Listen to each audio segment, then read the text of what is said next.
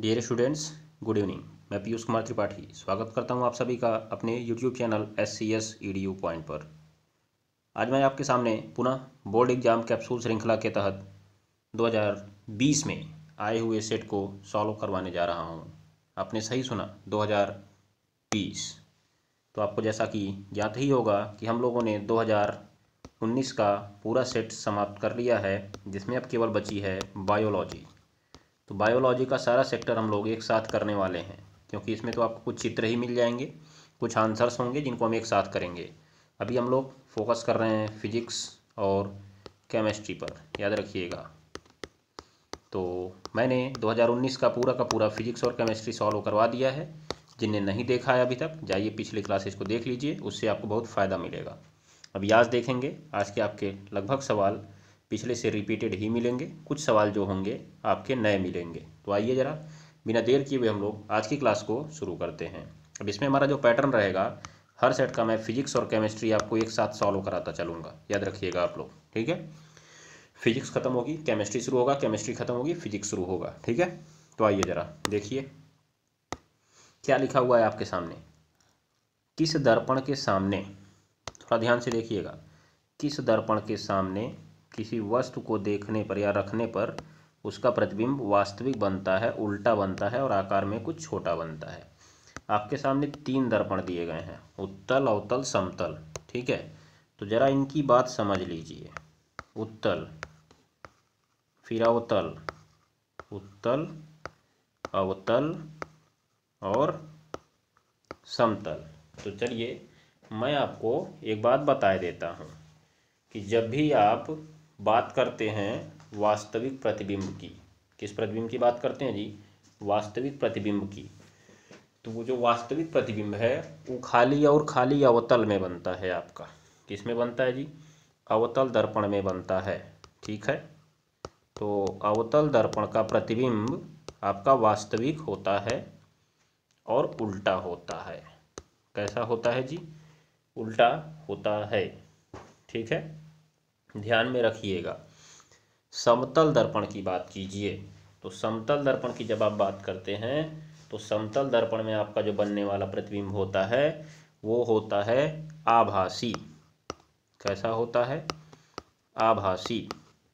उसके बाद सीधा और हमेशा वस्तु के बराबर, हमेशा वस्तु के बराबर होता है, ठीक है। ये बात को आप ध्यान में रख लीजिएगा। और जबकि भैया जो आपका उत्तल दर्पण है ना, इसमें आपको जो प्रतिबिंब बनता है वो होता है आभासी और होता है सीधा, और होता है सीधा, और तीसरा नंबर होता है छोटा। इतनी बात को अपने गांठ में बांध लीजिए, ठीक है। आपका सवाल गलत नहीं होगा, ध्यान दीजिएगा। तो आपको मैं बता देता हूँ कि यहाँ पे आपको दिखा भैया वास्तविक, वास्तविक जैसे ही दिख गया आपका अवतल सही हो गया, और कौनो वास्तविक बनाता ही नहीं है, बाकी दोनों क्या बनाता है? आभासी। तो अगर आभासी आया तो आप उत्तल और समतल भी देखिएगा। हाँ, एक बात मैं और बताता हूँ, अवतल दर्पण की एक कंडीशन में आभासी बनता है,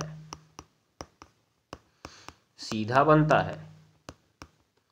तो कहेंगे ये तो गड़बड़ाई गया, ये तो गड़बड़ाई गया, ये तो बाकी दोनों की तरह मिल गया। तो आपका ट्रिक कैसे काम करेगा? तो मैं बता दूं कि उत्तल में छोटा बनेगा, परंतु अवतल रहेगा तो बड़ा बनेगा, और आपका समतल रहेगा तो बराबर बनेगा। छोटा बड़ा बराबर, छोटा बड़ा बराबर, देख रहे हैं ना? याद रख लीजिएगा, ये केवल एक ही कंडीशन में होता है। कब? जब उसके F और P के बीच रखा जाता है तब, ठीक है। ये बात को ध्यान में रख लीजिएगा। तो फिलहाल के लिए भी आपका आंसर कौन सा सही हुआ? अवतल दर्पण सही हुआ। चलिए हम चलते हैं अगले सवाल पर। देखिए, एक लेंस के सामने किसी वस्तु का प्रतिबिंब उसी लेंस से वस्तु की अपेक्षा 3 गुनी दूरी पर बनता है। प्रतिबिंब का आवर्धन है। देखिए जरा क्या कहा गया, वस्तु का प्रतिबिंब उसी लेंस से वस्तु की अपेक्षा 3 गुनी दूरी पर बनता है। मतलब जो प्रतिबिंब की दूरी है, देखिएगा जरा, जो प्रतिबिंब की दूरी है, जो प्रतिबिंब की दूरी है वो वस्तु की अपेक्षा 3 गुनी है, वस्तु की अपेक्षा 3 गुनी है, ठीक है। तो मैं आपसे बात करता हूँ कि जो प्रतिबिंब है वस्तु की अपेक्षा 3 गुनी दूरी पर है। तो वस्तु की दूरी मान लीजिए ना कुछ आप लोग वस्तु की दूरी मान लीजिए। क्या मानेंगे आप वस्तु की दूरी, बताएंगे क्या मुझे आप बताइए ज़रा, क्या मानेंगे आप वस्तु की दूरी को? u मानते हैं, तो वस्तु की दूरी u बराबर यक्स मान लीजिए, और इसकी दूरी तब v बराबर कितना यक्स हो जाएगी? 3x। निकाल दीजिए आप आवर्धन। क्या निकाल दीजिए? आवर्धन बराबर I/O बराबर v/u। तो इसमें तो आपको v और u ही मालूम है, 3x और x। देखिए x से x कट गया, कितना आ गया आवर्धन? 3 आ गया। आवर्धन m बराबर 3। कौन सा ऑप्शन सही है जी? ऑप्शन नंबर 3 आपका सही है। चलिए आइए जरा अगले सवाल पे, बताइए तो आपके मात्रक कौन कौन है? एम्पियर, वाट, ओम, वोल्ट। तो आ जाइए आप जरा। जो भैया आपका एम्पियर है वो प्रवाहित धारा I का मात्रक है। जो वाट है परिपथ की विद्युत शक्ति P का मात्रक है। जो ओम है परिपथ में लगे प्रतिरोध R का मात्रक है। और जो आपका वोल्ट है परिपथ के विभव अर्थात विभवांतर का मात्रक है V। ठीक है, तो इसमें से कौन सा आपसे पूछ रहा है? विद्युत धारा का मात्रक पूछ रहा है। किसका पूछ रहा है जी? विद्युत धारा का मात्रक पूछ रहा है, तो कौन सा है? एम्पियर है। चलिए आगे आइए जरा। ये सवाल आपके सिलेबस से चुका है कट। ठीक है, तो आपको ही यहाँ पे ध्यान देने की ज़रूरत है कि बोल क्या रहा है। परिवर्तनशील चुंबकीय क्षेत्र में कारण चुंबकीय क्षेत्र में उत्पन्न प्रेरित, देख रहे हैं आपको प्रेरित विद्युत धारा लगाना, ये नहीं हमारे सिलेबस में है। ठीक है, वैसे मैं आपको इसका आंसर बता देता हूँ, अगर आपने कर दिया तो आपको बोनस नंबर मिलेगा, अगर आ भी गया तो वैसे आएगा नहीं, ये सवाल अब कर चुका है। फ्लेमिंग के दाहिने हाथ के नियम से निकालते हैं ये। चलिए अगले सवाल पे चलिए। यहाँ पे लिखा हुआ है कांच के बने घनाकार गुटखे जिसकी प्रत्येक भुजा 4 सेंटीमीटर है। उसके बाद आपका अपवर्तनांक 1.6 है। तो इसकी तली में एक काले बिंदु की आभासी गहराई ज्ञात कीजिए। मतलब आपसे एक सवालवा इसे दिया गया, समझेंगे जरा आप, क्या समझेंगे आप कि आपको एक ये दिया गया घन, ठीक है, कुछ इस तरह से ध्यान दीजिएगा। ठीक है, यह है आपका घन। अब इसकी लंबाई, चौड़ाई, ऊंचाई सब है 4। कितनी है जी? 4। क्यों? क्योंकि ये घन है ना, घनाकार गुटका लिखा है कि नहीं लिखा है? घनाकार गुटका लिखा हुआ है, ध्यान दीजिएगा। 4 है, ये भी 4 है, और ये भी 4 है। इसकी तली पर एक काला पॉइंट बनाया गया है, तो हम आपके इसकी तली पर सफ़ेद पॉइंट बना देते हैं। ठीक, और आप जो है अपनी आँख निकाल के ऊपर रख के देख रहे हैं, ये आपकी आँख निकाल के हमने रख दिया है, मेरी आँख नहीं है ये आपकी है, ध्यान दीजिएगा। ठीक है, मेरी आँख भूरी है, आपकी आँख हो सकता है सफ़ेद हो। तो अगर आपकी आँख काली है तो यहाँ पे आप काला बना सकते हैं, वैसे मेरा भूरा इसलिए मैं भूरा नहीं बना रहा हूँ, ध्यान दीजिएगा। चलिए, तो आपकी बात अगर हम करें यहाँ पे, तो ये आपने देख लिया। तो आप बताइए जो बिंदु है वास्तव में कितना गहरा है यहाँ से? चूँकि ये 4 है, 4 सेमी, तो बिंदु भी वास्तव में 4 सेमी गहरा होगा। मतलब जो बिंदु की वास्तविक गहराई है, बिंदु की जो वास्तविक गहराई है वो है 4 सेमी। आपसे बिंदु की आभासी गहराई पूछ रहा है, कितना है? Question mark. आपको उसका अपवर्तनांक दे दिया गया है, अपवर्तनांक दे दिया गया है जो कि है 1.6। तो इन तीनों में रिलेशन आपको पता होना चाहिए ना। तो तीनों में रिलेशन क्या होता है आप लिख लीजिएगा, पढ़े होंगे आप लोग इसको। ठीक है, तो देखिए अपवर्तनांक बराबर कौन सा फॉर्मूला? वास्तविक गहराई बटे आभासी गहराई।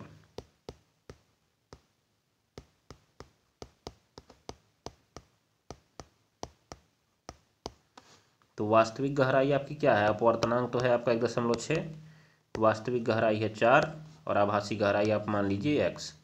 तो जब आप x का क्रॉस मल्टीप्लाई इधर करा देंगे तो x के बाद 4/1.6 चला आएगा आपका नीचे, आप ऊपर नीचे 10-10 का गुणा करा दीजिएगा। तो देख लीजिए ज़रा, हो जाएगा ऊपर 40 और नीचे हो जाएगा 16। तो 16 पहाड़ी में 40 आता नहीं है, 2 बार जाएगा, 8 होगा, 16×5 80, ये आपका यक्स आ गया। तो 2.5 सेमी ये आपकी आभासी गहराई हो गई। ऐसे ही आप निकाल लेंगे। ठीक है, आसान सवाल है। देखिए 2 नंबर में पूछा गया, कितना आसान सवाल है, इससे बढ़िया सवाल आपको मिलना ही सकता है। ये सवाल देखिए, यह सवाल आपका 2 नंबर में पूछा है जी। उत्तल लेंस है, एक फोकस दूरी 20 सेमी दिया गया है।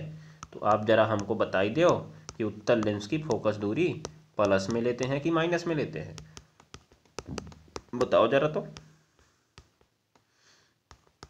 प्लस में लेते हैं। कितनी सेंटीमीटर दी गई है, 20 सेंटीमीटर। कितने सेंटीमीटर, 20 सेंटीमीटर। इसलिए क्षमता आपसे पूछ रहा है, क्योंकि सेमी में दिया है तो आप रखेंगे 100/F सेंटीमीटर में।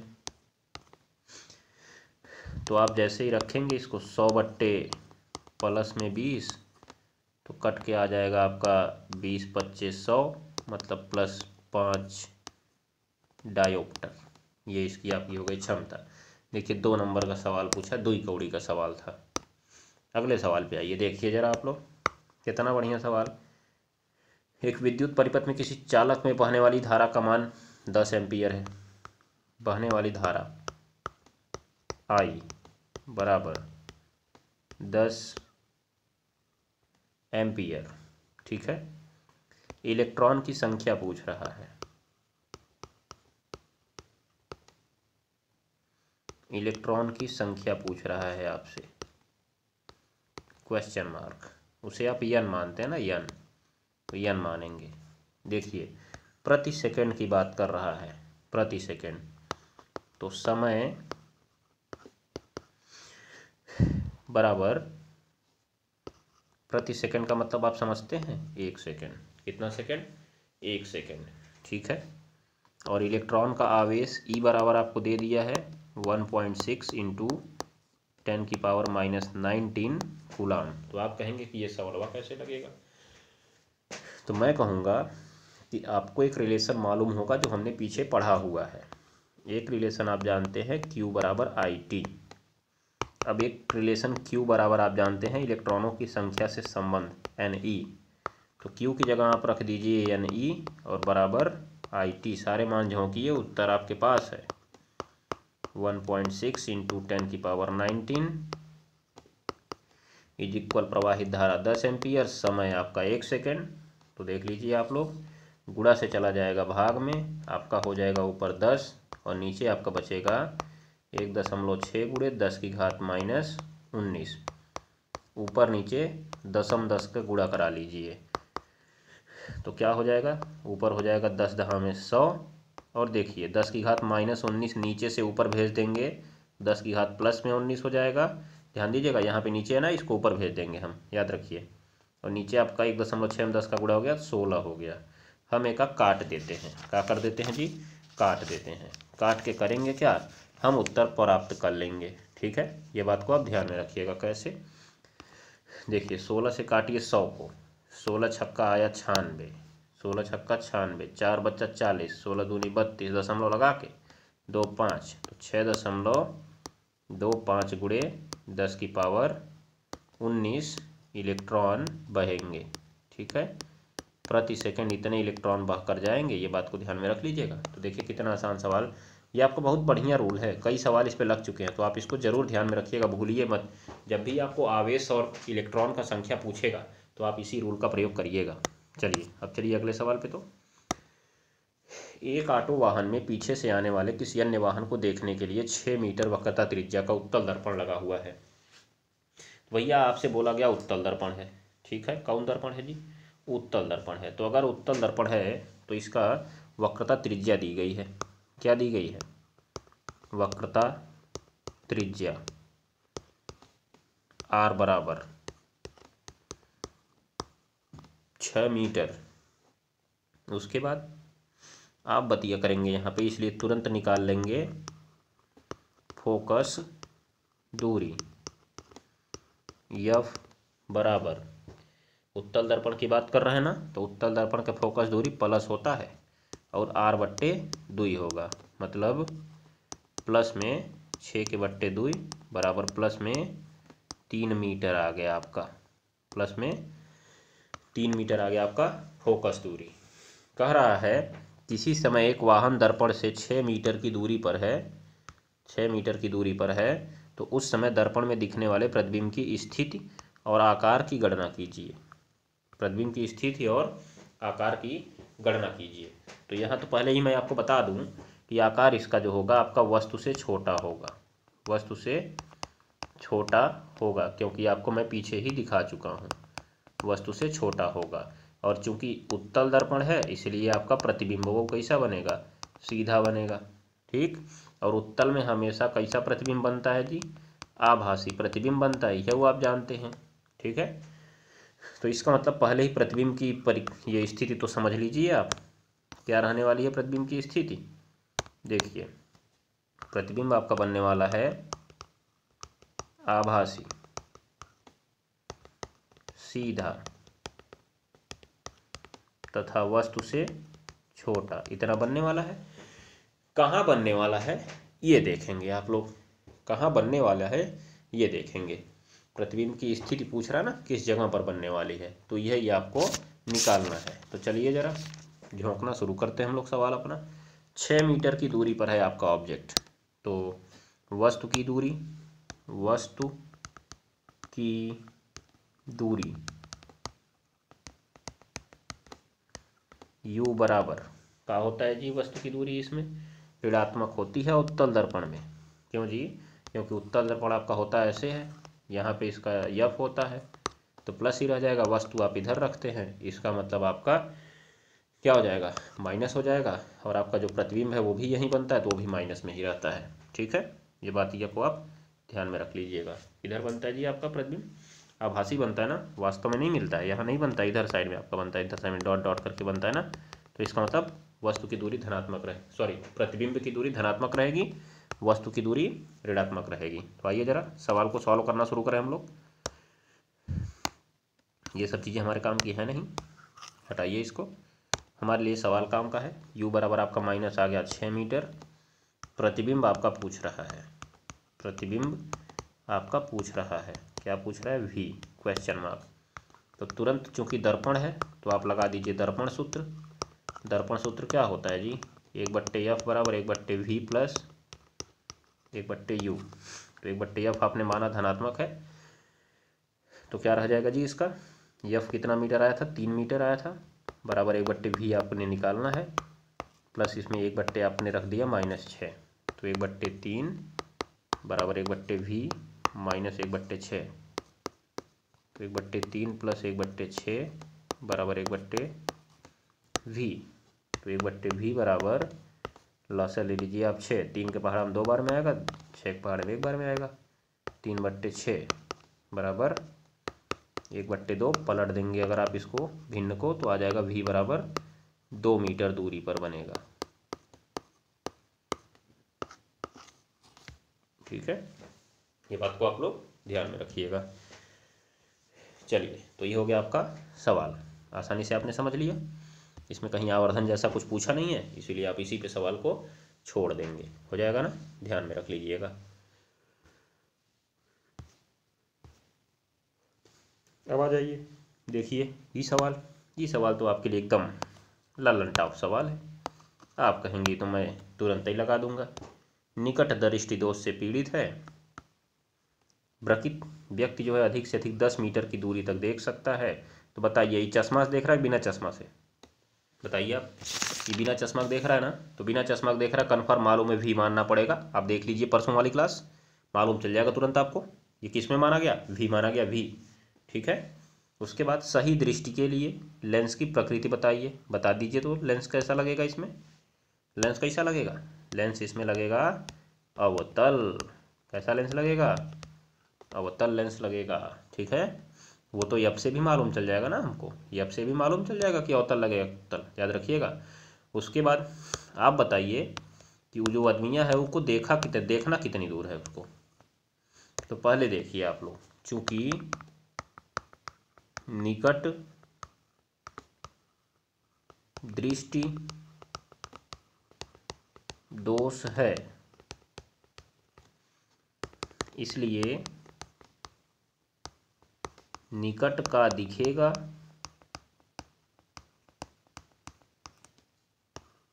परंतु दूर का नहीं दिखेगा। तो आप बताइए कि उसको निकट वाला तो दिख ही रहा है, निकट वाला तो दिख ही रहा है, उसको देखना कौन से वाले को है, दूर वाले को। तो चश्मा किसके लिए लगाएगा, चश्मा बताइए आप किसके लिए लगाएगा, दूर वाले के लिए लगाएगा कि नहीं लगाएगा, दूर वाले के लिए लगाएगा ना। तो चश्मा लगाकर उसे दूर वाला देखना है, मतलब चश्मे से उसे कौन सा बिंदु देखना है, दूर बिंदु देखना है जी, दूर बिंदु देखना है। तो अगर दूर बिंदु देखना है तो दूर बिंदु होता कितना है बताइए। तो चश्मे से उसे दूर बिंदु देखना है तो उसे हम लोग u मान लेंगे, और u बराबर कौन सा बिंदु, दूर बिंदु, क्योंकि चश्मे से उसे कौन सा बिंदु देखना है, दूर बिंदु। अभी निकट का मतलब मान लीजिए अगर उसको दूर दृष्टि दोष होता, कौन सा दृष्टि दोष होता जी, दूर दृष्टि दोष होता ना, तो उसे निकट का देखना पड़ता। निकट का तो मतलब चश्मे से वो निकट बिंदु देखता, तो हम उस निकट बिंदु को u मानते, निकट बिंदु को u मानते। मैंने आपको बता रखा है कि जो चश्मे से देखेगा वो u रहेगा, बस इतना समझ लीजिए। और जो बिना चश्मे के देख रहा है, बिना चश्मे के कितना मीटर देख रहा है, वो 10 मीटर देख रहा है कि नहीं देख रहा है, वो उसका v है, कन्फर्म है, ये ध्यान में रख लीजिएगा आप लोग। नियम कानून में कौनो बदलाव नहीं, 1% का बदलाव नहीं। तो चलिए देख लीजिए, आपको u बराबर मिल गया, दूर बिंदु अनंत है, अनंत के साथ प्लस लगाइए माइनस लगाइए, कौनो फर्क नहीं पड़ता है, ध्यान दीजिएगा आप लोग। उसके बाद देखिए, मैं आपको एक और बात बताता हूँ, देखिए इसको हटाता हूँ फिर बताता हूँ। उसके बाद अब कितने तक देख सकता है बिना चश्मे के, बिना चश्मे के, बिना चश्मे के 10 मीटर देख रहा है, कितना, 10 मीटर देख रहा है। तो ई का होगा, जौन बिना चश्मे के देख रहा है वो भी होगा, वो भी माइनस में रहेगा, 10 मीटर हो गया ना। अब आप यफ निकालेंगे, क्या निकालेंगे, यफ।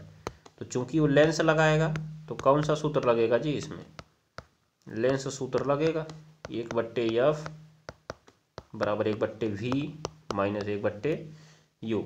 तो 1/v आपको 10 पता है, माइनस जो 1/u है उसको तो आप मान लिए हो अनंत। तो जब भी नीचे आपको अनंत दिखता है, मतलब मैं आपको बताऊं कि आप अनंत से किसी चीज़ में भाग दे दो, उसका उत्तर आता है 0, मतलब 1/10 माइनस आ गया 0। तो 1/f बराबर आ जाएगा 1/10, पलट देंगे तो f बराबर कितना आ जाएगा, प्लस में आया ना 10 सेमी। बताइए ज़रा, प्लस में आया तो कौन सा वाला लगाना पड़ेगा आपको, हैं, 1 मिनट, गलती कर रहे हैं, प्लस कैसे आएगा जी, प्लस कहाँ से आएगा, तनी बताइएगा तो। यहाँ -10 कौन रखेगा, हम रखेंगे का, हैं, आपका काम है ना रखना -10, तो यहाँ -10 रखिए ना। तो यहाँ क्या आएगा, माइनस में आएगा, क्या आएगा, माइनस में आएगा। तो यहाँ भी माइनस में आएगा और यहाँ भी माइनस में आएगा। माइनस आया ना तो कौन सा दर्पण है, ये कौन सा लेंस है जी, अवतल लेंस है। कौन सा लेंस है, अवतल लेंस। तो आदमी को जो लेंस लगाना पड़ेगा ना, वो अवतल लेंस लगाना पड़ेगा। क्या लगाना पड़ेगा, अवतल लेंस लगाना पड़ेगा। फोकस दूरी कितनी रहेगी उसकी, 10 मीटर की। फोकस दूरी कितने की रहेगी, 10 मीटर की रहेगी। ये बात को आप ध्यान में रखिए। सेंटीमीटर कहाँ लिखे हैं जी, सेंटीमीटर क्यों लिखा गया है, सेंटीमीटर नहीं मीटर में दिया है, तो आपको मीटर में लिखना है, मीटर में लिखना है, आपको याद कर लीजिएगा, ये आपको मीटर में लिखना है। चलिए अब देखिए ज़रा, क्षमता का पता कर लीजिए, क्षमता का पता। तो क्षमता बराबर 100/f, लेकिन जो f है वो किस में रहता है, सेमी में, परंतु यहाँ तो आपका f मीटर में आ गया जी, मीटर में गड़बड़ा गया। तो आप एक काम करिए ना, यहाँ से हटा दीजिए इसको, और जब यफ मीटर में देता है तो आप 1/, कितना कर सकते हैं, यफ कर सकते हैं मीटर में, तो 1/, आप 10 करिए, लेकिन माइनस करिए तो क्या हो गया, 10 से 1 में भाग देंगे, जाएगा नहीं, तो पहले 0 लगा के दशमलव बढ़ा लीजिए, 1 0 आप बढ़ाएंगे, 10 1 कम 10 हो जाएगा, -0.1 डायोप्टर। नहीं अगर भाग दे पाते हैं दशमलव का तो बस इसी पे छोड़ दीजिएगा आंसर, वो भी सही होगा आपका। ठीक है, तो देखिए कितना से कितना आसान सवाल है, आप आराम से इसको झोंक झाँक के आगे बढ़ सकते हैं। ठीक है, ये बात को आप ध्यान में रखिएगा। चलिए अब हम थोड़ा आगे बढ़ते हैं, आगे बढ़ने का प्रयास करते हैं। आज आपने देखा कि जो हमारे लगभग सवाल हैं वो रिपीटेड सवाल ही हैं, है कि नहीं है, बताइए ज़रा आप लोग, नहीं बताएंगे क्या मुझे, रिपीटेड ही तो है ना, ध्यान में रख लीजिएगा। चलिए अब देखिए यहाँ पे एक जो इलेक्ट्रिक उपकरण है उस पर लिखा है 2.3 किलोवाट 230 वोल्ट, इसे पूरी क्षमता से आप प्रयोग करेंगे। मैं बता दूं आपको पूरी क्षमता लग गई कि नहीं लग गई, मतलब इसकी शक्ति 2.3 किलोवाट ही रह जाएगी। ठीक है, हर जगह आपको पूरी क्षमता ही बोलेगा। मैंने एक बार आपको बल्ब वाला सवाल बताया था जो कम क्षमता प्रयोग हो रहा था, वहाँ पे मैंने आपको एक रिलेशन भी बताया था, आप उसी रिलेशन से अपना काम करेंगे। ठीक है, ध्यान में रखिएगा आप लोग। उसके बाद कितनी विद्युत धारा का प्रवाह होगा, मतलब आई पूछ रहा है, इसके प्रतिरोध की भी गणना करनी है, वो भी पूछ रहा है आपसे। साथ में ये भी गणना कीजिए कि अगर 10 घंटे तक प्रयोग करें तो इसमें कितने किलोवाट घंटा, किलोवाट घंटा को हम क्या बोलते हैं जी, किलोवाट घंटा को हम क्या बोलते हैं, यूनिट। क्या बोलते हैं, यूनिट, मतलब यूनिट भी पूछ रहा है हमसे। तो सब कुछ पूछ लिया 21 सवालों में, 4 ही नंबर का सवाल टांग पूछ के इतना ज़्यादा कर दिए हैं। चलिए देख लीजिए पहले शक्ति कितना लिखा है, शक्ति P बराबर 2.3 किलोवाट। बदलिए ना इसको, बदलिए जरा, किलो का मतलब होता है 1000, अब बचेगा खाली वाट, तो लग गया इधर 2300 वाट, 2300 वाट, ये आपका हो गया P। ठीक है, उसके बाद विभव जो V है, विभव जो V है, V वो है आपका 220 वोल्ट, सॉरी 230 वोल्ट है। तो आपसे पूछ रहा है कि भैया हमका बताओ, का बताओ, हमका बताओ कि M1 कितना धारा प्रवाहित होगी, कितना धारा प्रवाहित होगी। तो आपसे क्या पूछा जी, प्रवाहित धारा I पूछा, और एकर प्रतिरोध का होगा,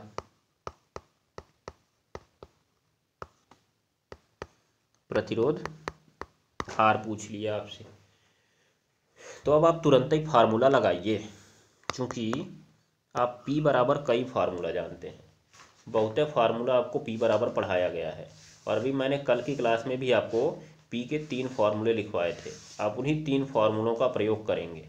क्या क्या प्रयोग करना है आपको, देखिए मैं पहले आपको फार्मूला लिख के दिखा देता हूँ। P बराबर पहला आप यूज कर सकते हैं VI, या आप P बराबर यूज करेंगे I² R, I²R, या आप P बराबर यूज कर सकते हैं V²/R, V²/R। तो आप पहले बताइए कि जब आप धारा निकालने जाएंगे तो कौन सा वाला यूज करेंगे, बताइए तो कौन सा वाला आप यूज करेंगे, कर पाएंगे, पहिलका वाला, सीधे सीधे कौन सा वाला आप यूज करेंगे जी, पहिलका वाला, यही तो यूज करना है आपको, P बराबर VI। ठीक है, तो चलिए बाकी दोनों जाएं भाड़ में, हम एकदम इसको शुरू करते हैं, इसका भी देखते हैं अगला वाले का। तो देखिए ज़रा आप लोग, यहाँ पे क्या लिखा हुआ है। पहले हम लोग धारा निकालना चाहते हैं तो लगा देते हैं P बराबर V इंटू आई। P था आपका 2300, और जो आपका V था वो था 230, और गुणे आपको निकालना था I, तो गुणा जाएगा आपका भाग में, ये क्वेश्चन मार्क है, कुछ और मत समझ लीजिएगा उसको। 2300 बट्टे 230 बराबर I, 230 से 230 कट गया, 1 0 एक्स्ट्रा बच गया, I बराबर 10 एम्पियर। उस उपकरण में कितने एम्पियर की धारा की आवश्यकता होगी जी, 10 एम्पियर की धारा की आवश्यकता होगी। यहाँ मैं आपको एक बात और बता देता हूँ, फिर से एक बार बता देता हूँ, गांठ बांध लीजिए। पूरी क्षमता लिखा हुआ है, पूरी क्षमता, क्या लिखा हुआ है यहाँ पे, पूरी क्षमता लिखा हुआ है, यहाँ देख लीजिएगा पूरी क्षमता लिखा हुआ है, इसीलिए हमने यहाँ पे P बराबर 2.3 किलोवाट माना है। नहीं तो हमको निकालना पड़ता पहले उसका किलोवाट कितना आएगा, तब जाके हम सवाल को लगा सकते थे, याद रख लीजिएगा। चलिए, पूरी क्षमता से आप प्रयोग कर रहे हैं, 2.230 वोल्ट पे आप प्रयोग कर रहे हैं, तभी आपका काम हुआ है। चलिए, आपका आई निकल गया। अब आप आर निकाल लीजिए। तो फिर आप देखिए कि चूँकि पी बराबर आपका दो फार्मूला होता है, एक तो वी स्क्वायर बट्टे आर, या पी बराबर आपका आई स्क्वायर इंटू आर। तो दोनों आप यूज कर सकते हैं, चाहे जो आप यूज करिए, आपका आंसर में बदलाव नहीं आएगा। तो यहाँ पे देख लीजिए आप 2300 बराबर 230 का वर्ग बट्टे का आर। तो आर को भेज दीजिए इधर। तो आर बराबर आ गया आपका 230 का वर्ग हुआ तो 230 गुणे 230 आ गया 2 बार में, और यहाँ पे नीचे आपका चला गया, क्योंकि ये ऊपर से नीचे जाएगा और ये नीचे से उधर ऊपर चला जाएगा। तो देखिए जरा आप लोग, 230 से 230 10 बार में कट गया, और आपका इधर आंसर जो बचा वो बचा आर बराबर 230 बट्टे 10, मतलब उसका जो प्रतिरोध है वो है 23 ओम। कितना ओम है जी? 23 ओम। ये बात को ध्यान में रख लीजिएगा। चलिए, उसके बाद आप आ जाइए आगे। क्या लिखा हुआ है सवाल यहाँ का आपका? ये तो आपने इतना काम कर लिया, आपको आगे बढ़े हम लोग। एक बार मैं इस सवाल को भी लगा दूँ इस रूल से। देख लीजिए, पी बराबर अगर हम लोग आई स्क्वायर आर कर दें तब, तो पी का मान आपका था 2300 और आई का मान आप था 10 का वर्ग और गुणे आर। तो 2300 बट्टे आपका जाएगा 10 का वर्ग 100 बराबर आर। तो 2 जीरो कट गया, आर बराबर तब भी देखिए आपका 23 ओम ही आया। चलिए, उसके बाद अब आप देख लीजिए, यहाँ पे कह रहा है कि अगर इसको हम 10 घंटे तक चलाएं तो इसमें कितने किलोवाट घंटा होगी। मतलब हमसे किलोवाट घंटा पूछ रहा है, kWh पूछ रहा है, अर्थात यूनिट पूछ रहा है। तो यूनिट था हमारा फॉर्मूला वाट गुणा घंटा बटे 1000 बटे 1000। अगर यहीं पे दिन होता था तो हम दिन का गुणा कर देते थे। कहीं इसमें बोला है क्या सवाल में, आप इतने दिन तक भैया चलाओ इसको? बोला है क्या आपसे सवाल? नहीं बोला है। तो बस आप वाट गुणे घंटा और बटे 1000 आप कर दीजिए, आपका काम हो जाएगा। ठीक है, तो आप देख लीजिए, यहाँ से आप सीधे चलिए सवाल पे और हटाइए दिन को हटा दीजिए, क्योंकि दिन है ये नहीं है इसमें। कितना वाट आप चला रहे थे? आप चला रहे थे 2300 वाट। कितने घंटे आप चला रहे थे? आप चला रहे थे 10 घंटे। बट्टे कितना करना था? 1000। ये काट दीजिए आप, 3 जीरो से 3 जीरो, बच गया आपका 23 यूनिट। कितना? 23 यूनिट या kWh। बस। तो आज की आपकी क्लास यहीं होती है समाप्त। ठीक है, जब क्लास आपकी हो गई समाप्त, तो अब आप आज का सवाल देख लीजिए घर का कि है क्या। कहेंगे अजीब सवाल, हम कहेंगे और का। तो देखिए सवाल आज का क्या है आपके सामने। ये सवाल दिया है, सवाल लिखा है आपका कि लोहे के एक तार की लंबाई जो है L1 है, अनुप्रस्थ काट क्षेत्रफल A1 है, प्रतिरोध 5 ओम है। तापक्रम बिना बदले लंबाई दोगुनी कर दी जाए तो उसके आयतन में कोई अंतर ना आए तो तार का प्रतिरोध बताइए। ठीक है, तो आप इसे लगाइए और हमें बार बार बताइए कि इसमें आंसर क्या आएगा। प्रतिरोध की गणना करके सवाल को कमेंट बॉक्स में आंसर कीजिएगा। कल मैं इस सवाल को आपको बताऊंगा। ठीक है, ये बात को आप ध्यान में रखिएगा। तो आज के लिए बस इतना ही, मिलते हैं कल की क्लास में। तब तक के लिए नमस्कार, टाटा, गुड बाय। पढ़ते रहिए, पढ़ाते रहिए, हंसते रहिए और हंसाते रहिए।